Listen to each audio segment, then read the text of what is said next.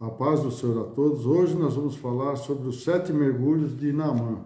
O que ele representa na vida do ser humano, né? O texto está lá no livro de 2 Reis, capítulo 5, do versículo 1 ao 14. Hoje, a todo momento, ouvimos falar sobre a necessidade de buscarmos e termos qualidade de vida, pois assim teremos mais saúde física e emocional. Muitas são as técnicas que o ser humano consegue realizar, né, para ser curado, mas muitas vezes sem êxito. Então, muitas técnicas são usadas, né? Aí de ervas, de receitas, né? Muitas outras coisas. Mas nós temos que ver que nós somos incapazes de realizar muitas coisas. Mas a Bíblia nos dá outra orientação, a saber, toda boa qualidade de vida começa com uma aliança com Deus. Então, nós cristãos, para ter uma qualidade de vida, temos que ter aliança com Deus. Nós temos que crer que Deus pode realizar nossas necessidades. Ele crê que Ele pode nos curar, né? Em Naamã, né? Naamã, ele não cria, mas ele foi e fez e foi curado, né? Então, temos que entender que não é o homem, em sua força e seu status, que é capaz de dar qualidade de vida como ele achava que era o rei de Israel que iria curá-lo. Ele achava que era o rei de Israel, ele punha sua vontade de ser curado através do homem, mas não é através do homem, né? É através de Deus. Então, Naamã, quem que era Naamã? Naamã era um general do exército do rei da Síria, homem poderoso, de grandes conquistas de cidades, né, para o reino do rei da Síria, mas era leproso, olha só. Ele era poderoso, ele era um general de guerra, mas era leproso. Está lá no livro de 2 Reis, no capítulo 5, no versículo 1. Numa de suas batalhas, né, ele traz uma menina cativa para ser serva da sua esposa em casa. Mas a menina, vendo o dia a dia do seu senhor, viu o sofrimento dele e com ela, né, como ela era israelita, sendo uma jovem que conhecia a Deus de Israel, e dizendo à mulher de Naamã, então como ela era israelita e conhecia a Deus, ela disse à mulher de Naamã, né, que ele poderia ser curado, né? E disse que havia um profeta em que o nome de Deus poderia curá-lo, né? Ele dizendo a sua esposa a ele, foi logo para Israel para ver o rei, né? Então veja bem, essa menina sabia que lá em Israel havia um profeta que falava em nome de Deus e que podia curá-lo. Disse a esposa, e ela disse a Naamã, e ele foi logo para Israel. Lá está no livro de 2 Reis, no capítulo 5, do versículo 2 ao 7, né? Então veja bem que ele foi lá atrás do rei.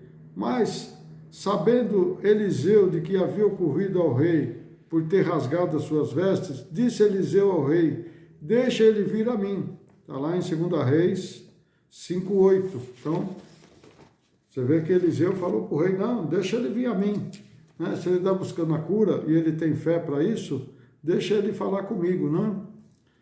Aí veio, pois, Naamã com seus cavalos e seu carro e parou à porta da casa de Eliseu.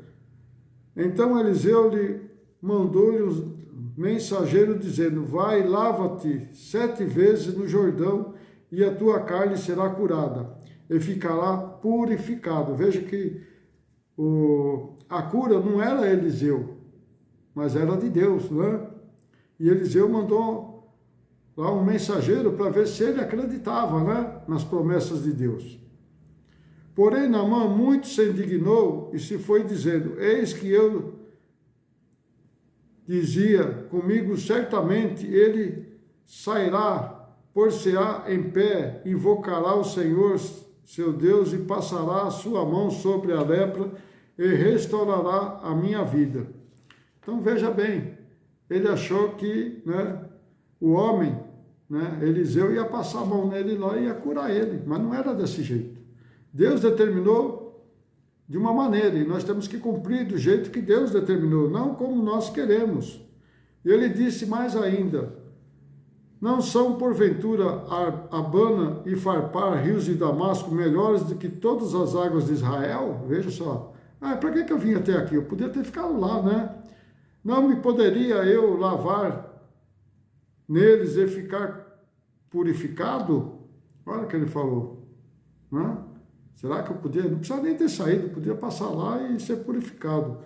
Voltou-se e se foi com indignação. Está lá no livro de 2 Reis, no capítulo 5, do versículo 9 ao 12. Então agora vamos falar o versículo 13.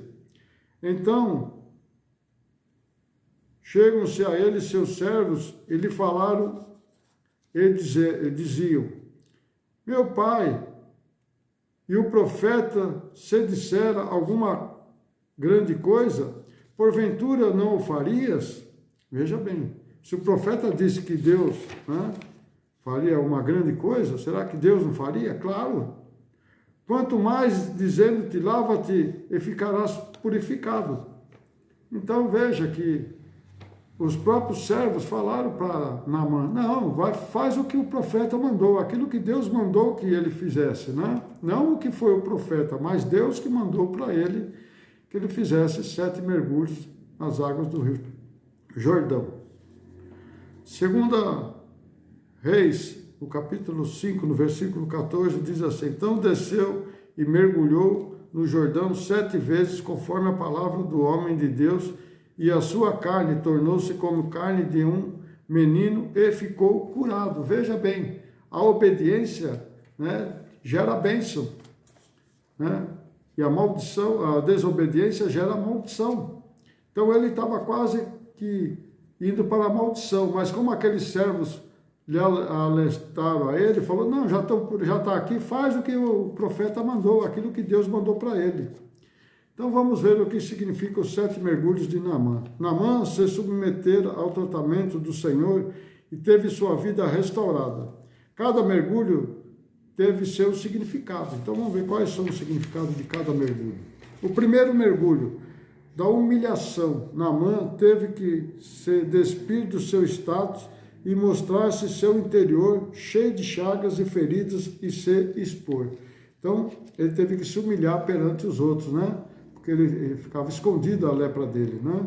Mas ele teve que se humilhar perante os outros e perante a Deus, teve que se despir daquilo que ele estava ali ocultando, né? O segundo mergulho, né? O mergulho do orgulho.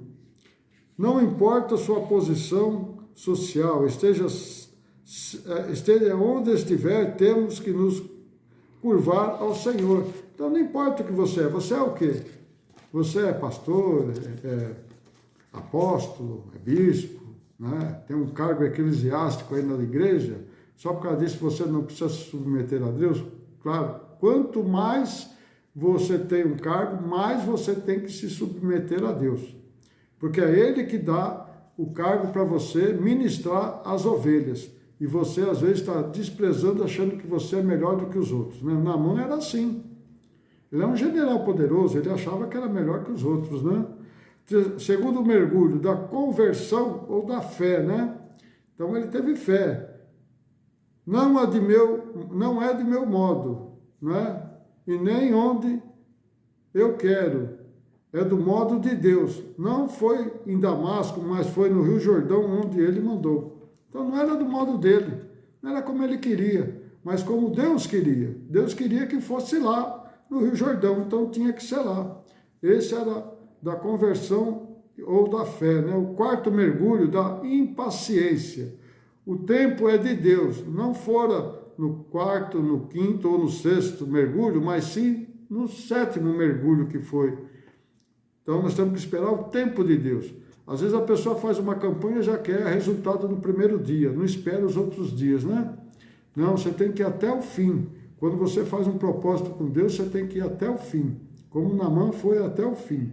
O 5º mergulho, a da obediência. Devemos agradar e ouvir Deus e obedecer, mesmo que nossa alma não queria no início. Naamã não queria, mas mergulhou.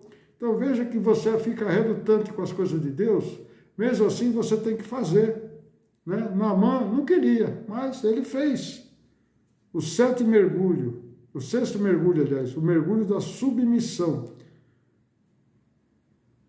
Passamos a fazer a vontade de Deus. Não importa mais o que eu acho, mas o que Deus quer de nós. Então, tira seu acho de fora, joga fora. Seu aparelho do achômetro, né, que você acha tudo que você pode fazer, não, tira e joga fora e faz a vontade de Deus, tá?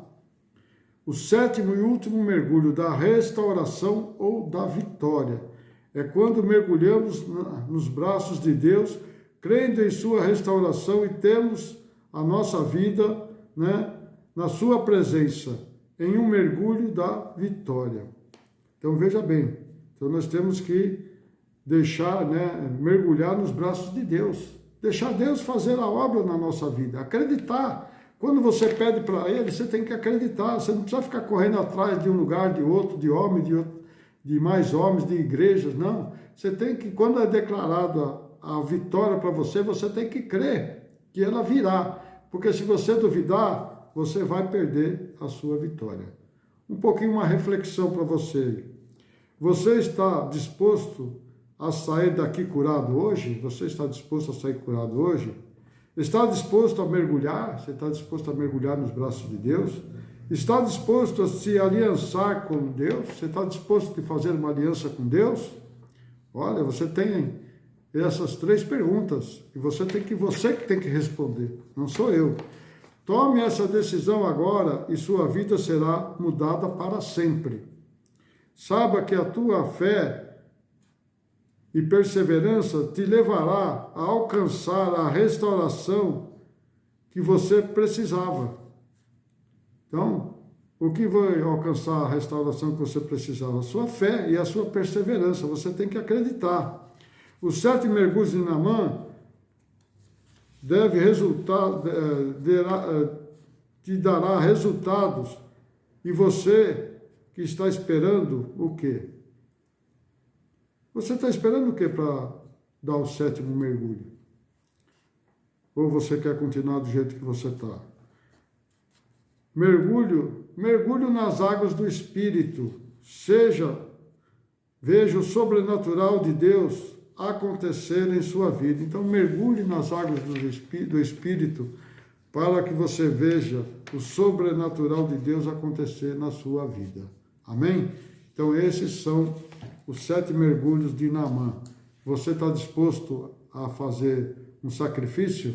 Você está disposto a deixar a sua vida de lado, a sua vida material de lado e entrar na vida espiritual de Deus para poder receber as bênçãos e as dádivas que Deus está dando para você? Então, mergulhe, igual Naamã. Mergulhe nas 7 vezes para que você receba as suas bênçãos. Amém? Deus abençoe a todos. Você que não é inscrito, inscreva-se neste canal. Você também compartilhe com seus amigos. E não esqueça de deixar o joinha aí, né? Para que eu possa ver se vocês estão gostando. Que Deus abençoe a todos. Até uma próxima.